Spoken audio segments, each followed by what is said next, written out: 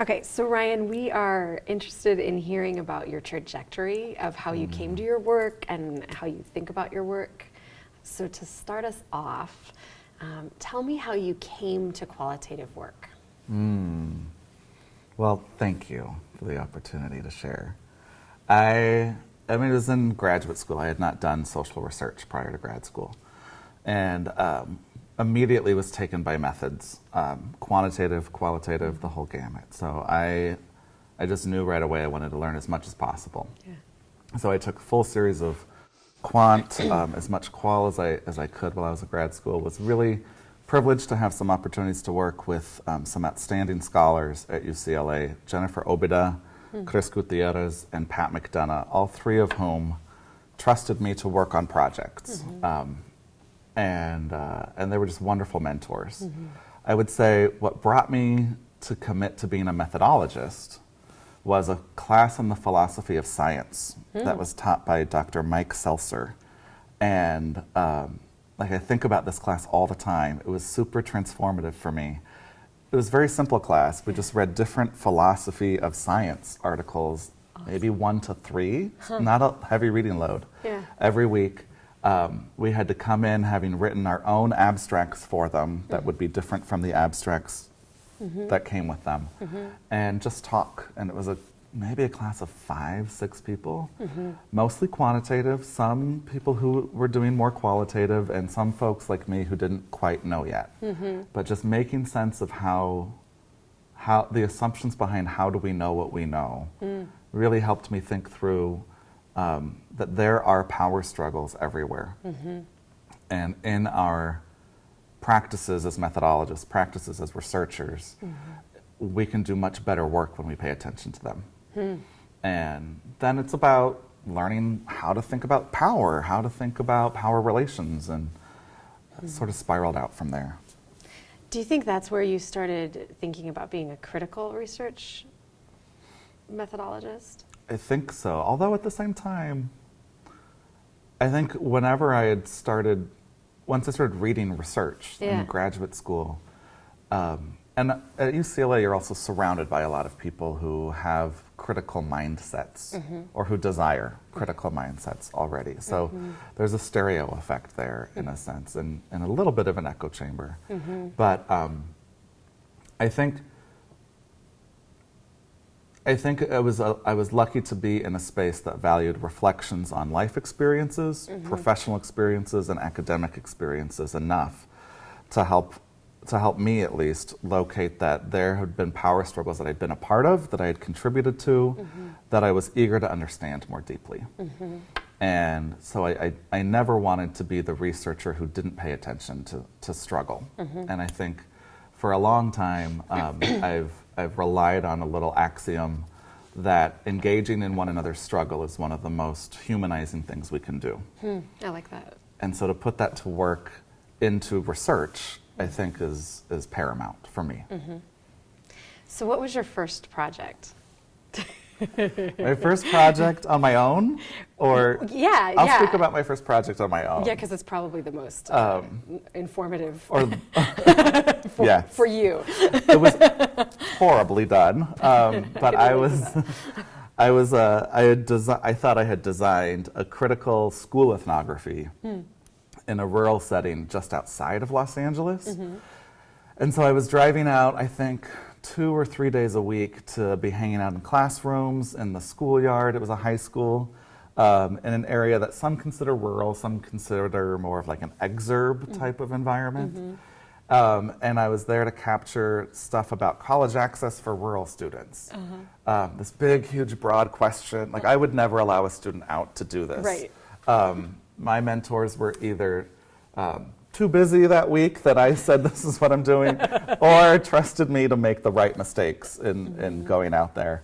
It was a great experience. I'd committed so much of my life during that time to it. It was over the course of my 3rd year of grad school, I want to say. And I used it to experiment with this idea I had about applying cultural historical activity theory to the study of college access. Cool. And it allowed me to do that because I generated so much data from like these long ethnographic field notes of classroom studies and being in the schoolyard or the lunch yard and hanging out with students after school and just talking to them very open-endedly about, you know, how do you learn about college or who are your mentors or influencers and stuff like that. But I didn't have a really strong design, so I got lost in the weeds fast and really struggled to climb my way out. But that was the first step. For a long time, I thought I wanted to focus more geographically on things. And so there's never been a whole lot of work on rural students or rural college access. I know there are some people dedicated to that, and they're doing some really great work, but it's still an area that we just don't have really good, deep knowledge of, even though I've moved away from there. Yeah, I didn't even know you had done that. So you said that you kind of got lost in the weeds in that study. What do you think led you to get lost in the weeds? What was it about the design or the lack of design that made it so overwhelming? Or it was poorly designed to the extent that all I had known was I said I'm going to do these 3 kind of methods because those are the 3 ethnographic methods that we do. I was going to do participant observation. I was going to do ethnographic interviews, like built out of the ethnographic interview book, right? And I was going to do artifact collection, and I did all 3 of those things. I did not know why I was doing any of them. Okay. You know, I didn't know how they were supposed to connect to each other. I didn't know what I should be choosing to pay attention to. I didn't know because I didn't think through the design very carefully, I didn't have a way of what I was going to choose to ignore or choose to not spend my time on. And when you get in the field, when I first enter any field site, I am just fascinated by everything. Yeah. You know, it's like a little kid going to Disneyland for the first time. And everything seems significant and everything is super important. And it's like, oh my gosh, there's this fantastic cup of water. What does it mean? And so that's what got me in the weeds right away, was being underprepared and thinking that I could execute a study without having visited that field, visited those sites, known at least something about like how do I like to move through them, and trying to figure out how I like to move through things is really, I think, the first step for me in figuring out how can I ethnographically enter this space. If I'm not comfortable with myself and how I move through spaces, then I miss a lot of stuff, or I over obsess on little things like the cup that may or may not really matter. That's very helpful. So you often call yourself a critical researcher, and it's certainly in writing you've written about that. And so, what makes a critical researcher critical for you? Like, what does that critical designation mean for you? Yeah, I think at the core of it is this obsession over power, and how power circulates, what power generates in terms of opportunities for resistance, opportunities for discipline, opportunities for the shaping of the body politic. But I think that what I think shifts one from doing perhaps a critical analysis to being a critical researcher is that we look at power throughout the entire research situation.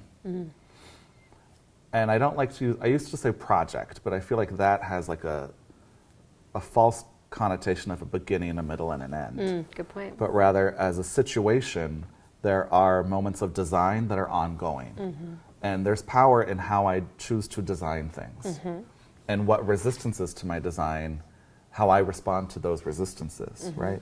There's power in the subjective positionalities that I bring to the field site, that I bring to data later on, that I bring to how I choose to deal with the data as I'm collecting it or generating it with respondents or in other events, right? So I think recognizing that power circulates throughout the research situation, including my relationships to potential respondents, to actual respondents, to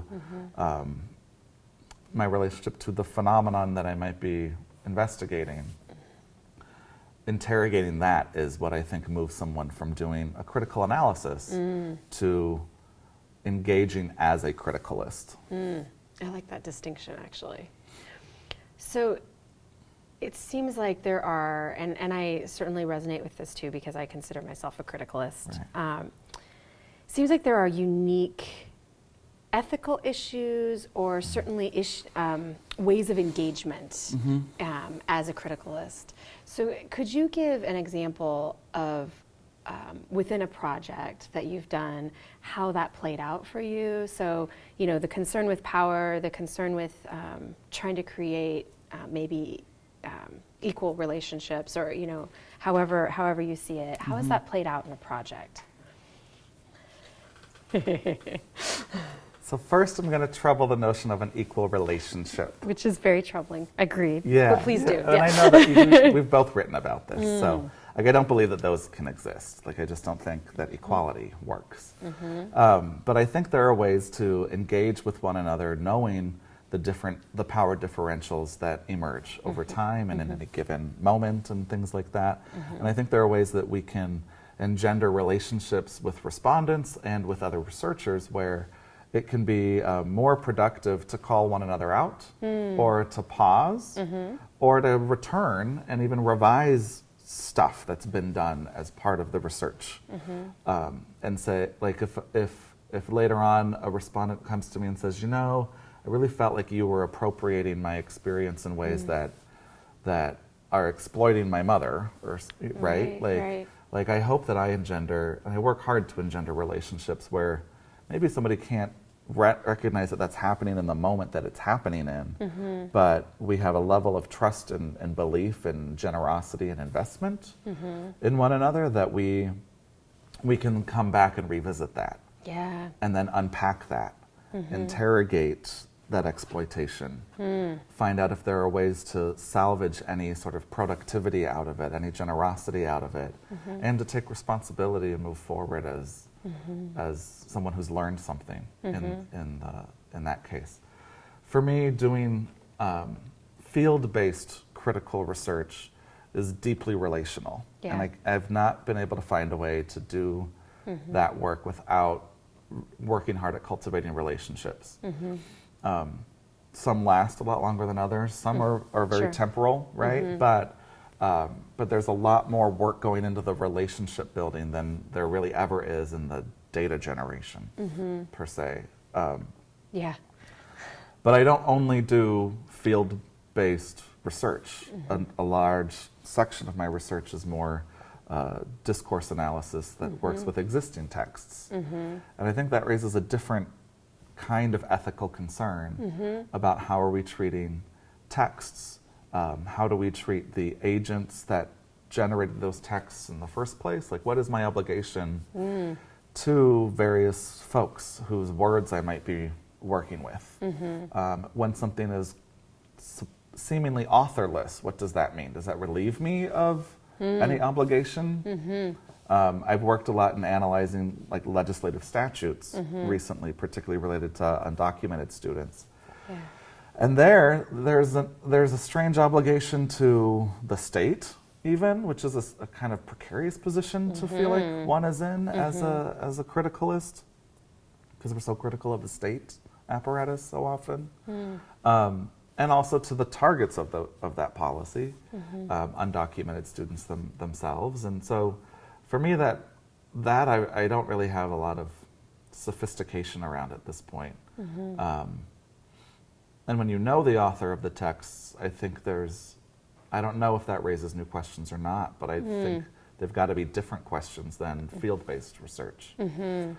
So, but in the field, I've certainly made a fair amount of mistakes. And one that I actually use as an example a lot and did a little bit of writing around. In my dissertation, I was working with Mexican migrant families around issues of college going, and it wasn't uncommon for me to like hang out with youth migrant youth in coffee shops or at home or in a school park or a playground or something, and to celebrate. We all knew each other for at least 2 years when the project was really long time. like its depths, and then continued the project for about 6 more years after. But this is something that happened about 2 years in. Yeah.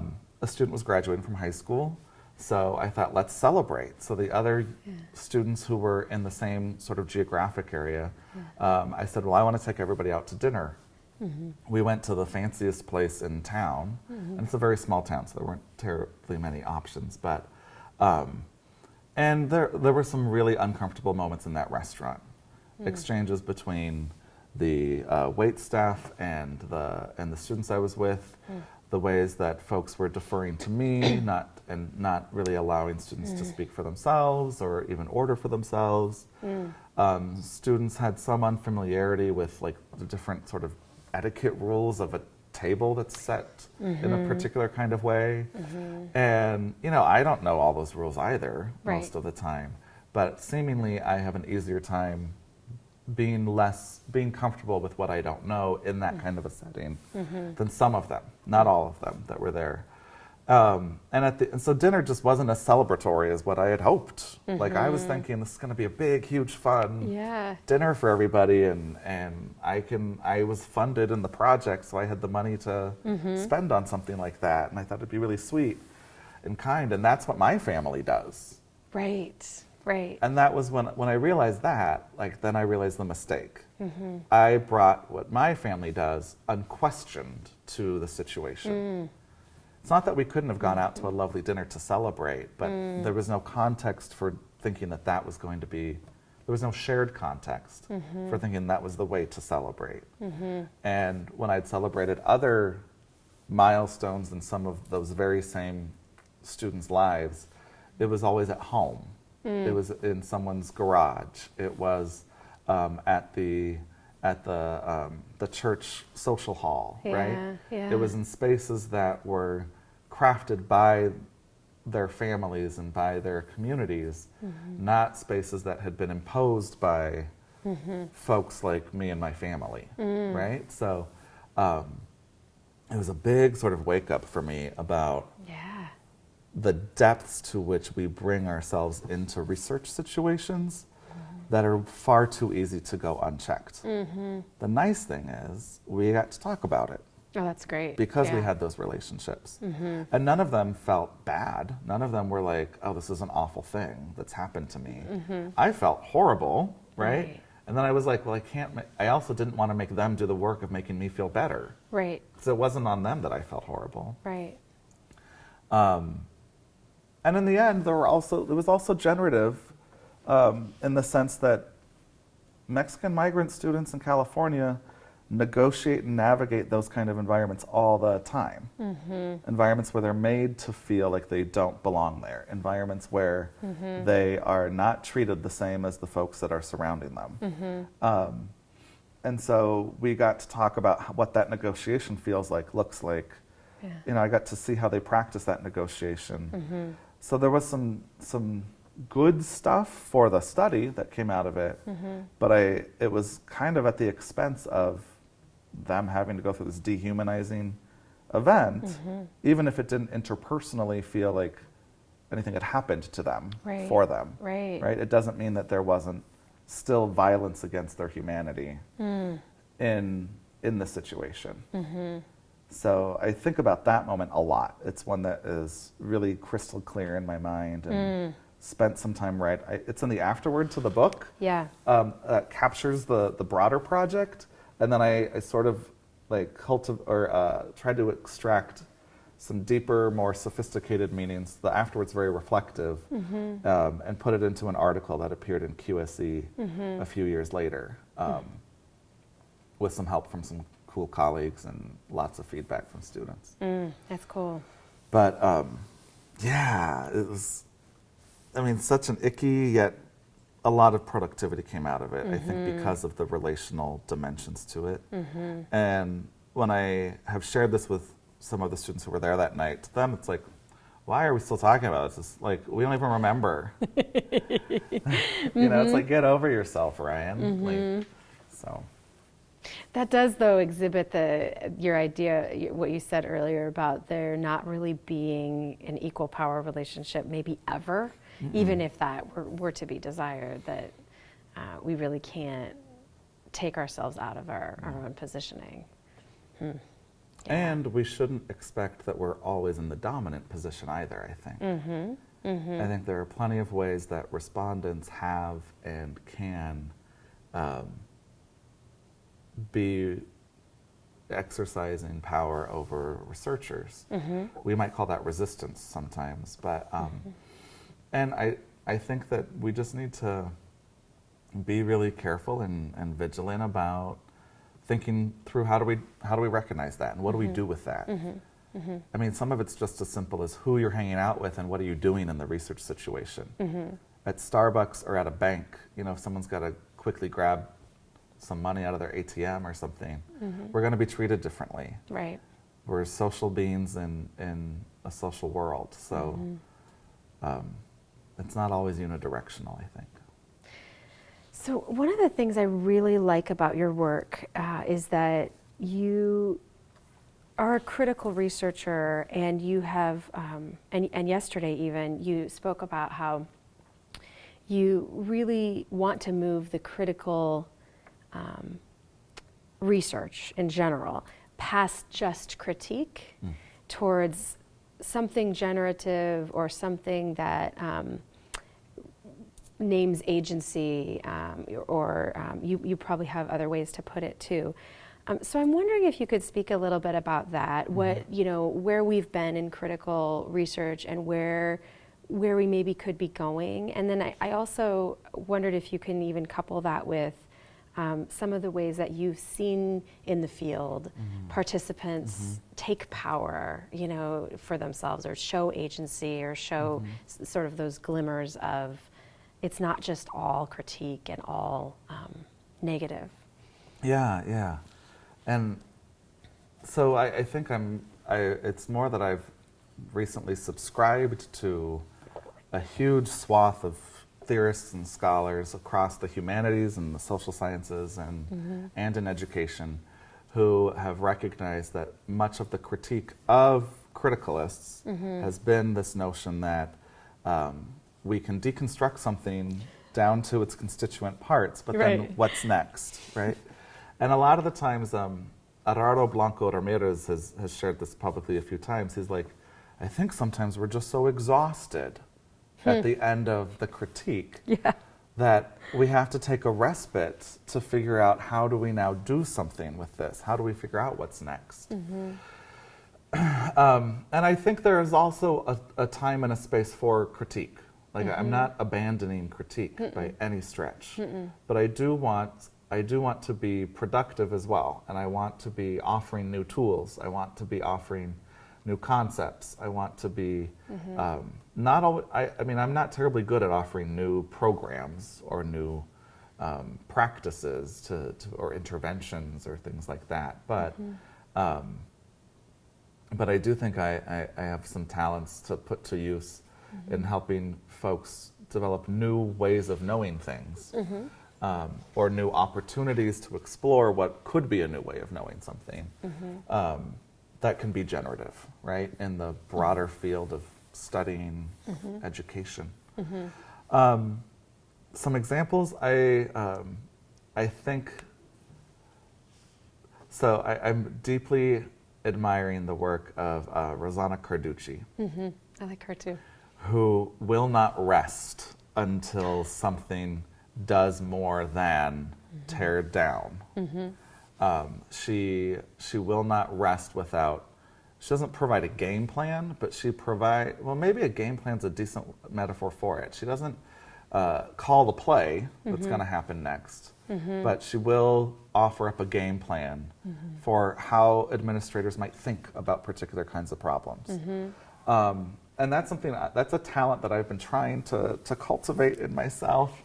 And so I partner very strategically with folks who I think already have that or are really good at sort of that translational moment, so that we can be providing these conceptual tools for lots of folks, a broad swath of agents or actors in education and working around education to be able to apply to situations that they're confronted with. Aaron Kuntz also, I think, does a really nice job at the concept building. His latest book, The Responsible Methodologist, pushes on Foucault's notions of parrhesia as truth-telling, and he's really calling for, he does I think a brilliant deconstruction of how critical inquiry, and he situates a lot of it in higher education, has done a nice job of showing and describing the sort of current state of affairs and our neoliberal conditions. What he's calling for and provides a tool for is taking risk methodologically in order to tell dangerous truths that can really push how we think about the role of the researcher, the role of the research itself, the role of higher education or education writ large in addressing societal problems. So I think I'm not doing his tool justice, but it's worth more deeply reflecting on and investigating to look at his work. So. Cool. How do you use theory in your research? I know you do use theory a lot. How do you not use theory in research is my question. Agreed. I mean, that's what I just don't get. I've been waiting to ask. How do you not know theory? How do you not use theory? I mean, it's everywhere. I think, for me, it's really important to acknowledge that I don't think research starts with the question. The question is informed by my ontological and epistemological assumptions about problems, about situations that I think are meritorious for excavating new understandings from, right? So the question to me is already a part of my analysis. How I construct the problem is already part of my analysis, right? It's the difference, I referenced it yesterday, but what Laura Smithers points out in her recent paper from the ASH conference, she talks, it's the difference between investigating the achievement gap and investigating the sustainability of white supremacy through and in education, right? Yeah. And which could get to what we now know as the achievement gap. And the achievement gap probably could not happen without the sustainability of white supremacy in and through education, right? So, but she's drawing on theory to help her pivot from achievement gap to white supremacy. You know, without her critical sensibilities, she would not have been able to imagine the new question, right? So I think, to me, I use theory throughout. It's, I mean, you know, we're trained to have nicely diagrammed conceptual frameworks. That we can say, data comes in here, and then I have it hang out over here, and then this other part of my theory comes up and says, no, I look like this instead, right? And then I'm like, there's a finding, right? Or my theme, or what have you. You know, that's very similar to like magic hocus pocus to me.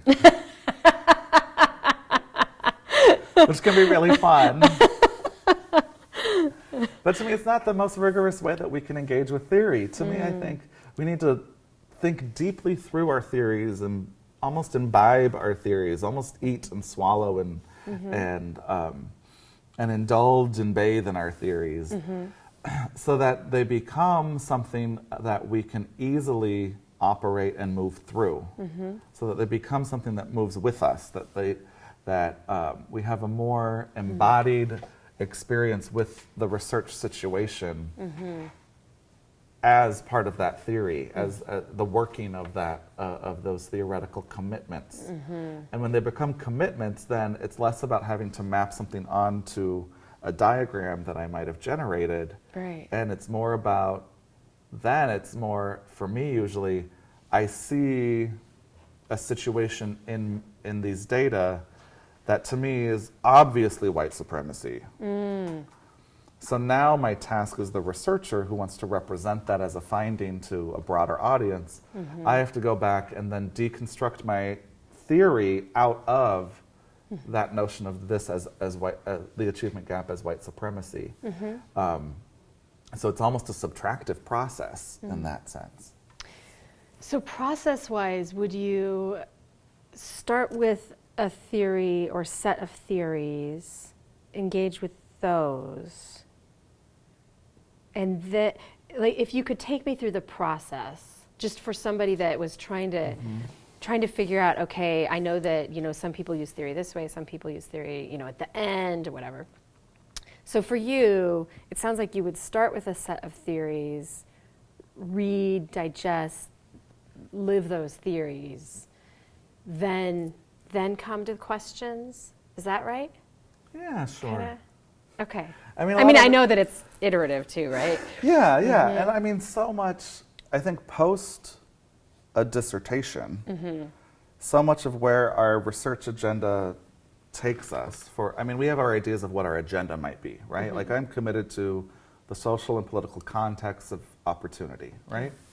But like the instantiations of that into actual practice, a lot of that is so serendipitous. A lot of that, sometimes it's very deliberate, particularly when you're seeking funding to support a project, right? But sometimes it's very serendipitous, and then I can sort of rethink it through to find funding if that's necessary. Right. But right now I'm working on a project that's doing an analysis, I call it an anthropological analysis of Latino graduation ceremonies. And I'm looking at Latino graduation celebrations on college campuses as ritual practices. The reason I even came to thinking of those ceremonies as rituals and learning more about what they can tell us about Latino participation in higher ed is from the Migrant Project and going back to celebrate a lot of students' graduations and them wanting me to attend the Latino grad or the Raza grad or Chicano grad rather than the institution's commencement. Right? And I was marked by things I was learning about the students I'd been working with. I was marked by or moved by the celebration, like how those celebrations unfold. And I thought there's more that I want to learn about and through these rituals, right? I brought cultural historical activity theory to bear on my earliest engagements with this group of migrant youth. I'm not using the same theoretical framework in the new project, even though it's probably more traditionally anthropological. Right. And I'm positioning it as a ritual, right? So some of my instrumentation of method are very anthropological. I'm doing a lot of interviews. I'm doing a lot of participation, a lot of observation and such, and tons of artifacts, right? The three, like the triumvirate of ethnographic inquiry.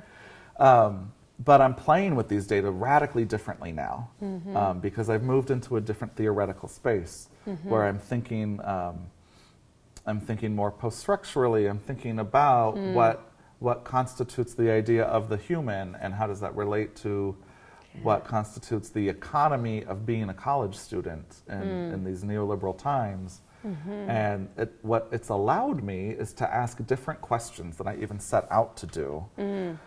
Now that I've generated a fair amount of a corpus of data around these situations, I can ask tons of different questions that are now limited by the instrumentation of my method. They're limited by how I generated these data, right? But those questions now can sort of pivot and move a bit and circulate a bit more freely while still operating within the notion of ritual. But I can do that because I was deeply engaged with the cultural historical activity theoretical stuff, the sociocultural notion ahead of time. And I'm deeply engaging in these other bodies of critical literature. So I can see like where they can map on, where they really diverge, where they really challenge one another, where the tensions are. And I can account for that when I want to use data differently. So, and I can't treat those data the same way in each framing. Right. It's just, it gets really messy, but it gets really fun. And I can engage with the respondents very differently and ask them crazier questions about things that relate to or diverge from their participation in graduation celebrations. Yeah, that's perfect. That's a great example. Yeah. And it paints a perfect image for me of theory all the time. All the time. Yeah, all the time. Like we're never not thinking with theory. Even when we claim to just say we're going to apply this theory to my analysis at the end after I've collected all these surveys and computated these R squares and and I'll change my mind about which R squares I'm going to compute and what factors I'm going to use with them and how many I'm going to run. Like that work is really useful for answering the kinds of questions that the group of folks doing those kind of computations want to answer. To me, those questions aren't getting at the preconditions of how human beings are sedimenting practices over time that have led us to our current conditions where we have radical inequality, radical inequity, and it's not a happenstance, Right. It's been an intentional sedimenting of practices over time. Yeah. Okay, so last question. Oh, is it a fun one? Well, maybe. And you can These take are all this. fun to talk. I know. It's always fun to It's talk really with you, good. It's so. really good. It could go on a very long time, so I'm realizing that I should wrap it up because I just want to keep talking. So I'm wondering, and you can interpret this however you want. If you were to give a direction for the field, so it could be the field of qualitative research, it could be the field of higher education, so it could be both. What direction would you like to see the work going? You're setting me up. No! No, just giving you a chance to speak. I would like us to abandon identity. I think the analytic utility and potential of identity has run its course. And I think it's probably a pretty controversial thing to say. For sure. Yeah. You're like, yeah. Go on. It's not that we can't learn anything more by looking at identities. We certainly can. And I think we can triage by learning about what we've come to know as identity. I don't believe that we're going to find fundamental change that way. I don't believe we're going to find uber productive responses to the really hurtful and harmful conditions that we've built around ourselves for everyone. Like, I think the problem with identity, as much as culturalists like to think through how fluid it can be, and I am front of the line of being guilty of this. Sure. In some of my past work, but even as culturalists try to talk about and work through the fluidity of identities, I just think we always end up having to fix something. Even if we try to fix it and suspend it, that's then inhibiting how we can recognize the confluence of forces that are over and over and over again harming all of us, and harming us differentially, but harming all of us. And it precludes us from recognizing the interconnections and the intrasections of our experience with one another. Although I am still white, although I am still male-bodied, although I am still solidly middle class, when engaging with you, as I am when I'm engaging with students who might be differently bodied or differently racialized or differently classed. I am not the same, right? That like I'm different, Right. and behave differently when there's this cup next to me than when the cup isn't next Right. to me. Right. And it moves beyond the epistemological, so it's beyond just my experience. It's the how I can actually be and what I can actually do changes, and I don't have a ton of autonomy over most of that. Right. So I think if I could put forward a field correction, I would encourage folks to, if not abandon identity, really shake it up. Yeah. And just take the leap to try to see. It might not lead us anywhere more fruitful, but I think we owe ourselves and we owe the folks that we work with and on behalf the chance to move beyond identity and what happens when we do abandon identity. Okay, so I know I said it was the last question, but I have to ask a follow-up. So if we abandon identity, which I'm still thinking about, as you know, what do we do instead? Is there an instead, or is there many insteads? There could be many insteads, I think. But I also want to question back, why did we ever start with identity? What was the promise that was made by studying identity and by fixing it, and then by dislocating it but still fixing it? Like what were the promises that we were made or that we made ourselves that we were going to get to by looking at identity? Good question. And I don't even know that most scholars of identity can answer that. Yeah, I think bet not. the ones I respect most certainly can, right? And the ones who I think are doing the most rigorous work certainly can connect those dots and respond thoughtfully. What do we do instead, or what are the many insteads? I like where a lot of post-structural thought has moved in terms of looking at the assemblage and the boundary drawing. Elizabeth St. Pierre has written about this. Karen Barad has written about this, and she's coming out of metaphysics, and particle physics, and then writing in feminist studies, right? So, but I find great promise in that notion of studying an assemblage, that our research practices are actually drawing deeper boundaries, cutting into almost like a canyon into how a situation can be known, which I think is the epistemological move that we're always making in research.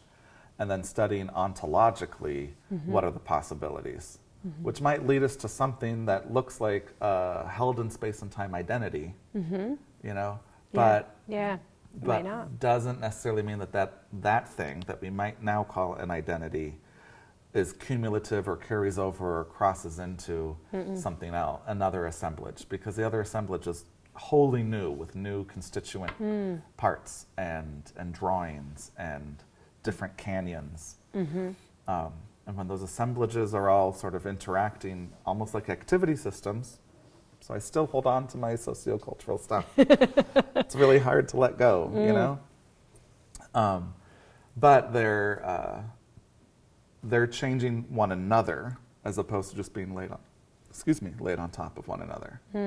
So it's not that I am now white and masculine and male and able-bodied. Right. It's my able-bodiedness looks differently through being a man, and my masculinity looks differently through being married, right?